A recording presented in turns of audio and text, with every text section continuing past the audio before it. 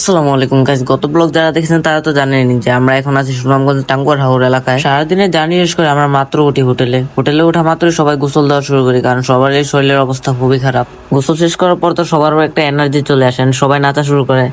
এর মধ্যে নাকি আবার আজকে কিছু টুর্নামেন্ট নেওয়া ছিল, সেগুলা খেলে শেষ করলাম।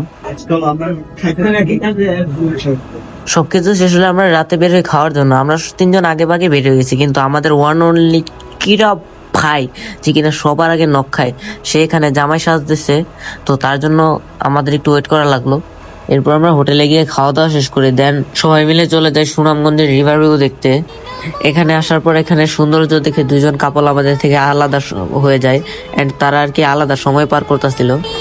আরে কি ছবি তুলে রে, ছবি তোলার লাগে সাদিক সেরা রে। যাই হোক গাইস, অনেক রাত হয়ে গেছে আর আগামীকালকে আমাদের ল্যান্ড টুর্নামেন্ট আছে, তাড়াতাড়ি ঘুমাইতে হবে। আর নেক্সট পার্টে পুরো ল্যান্ডের ব্লগ হবে।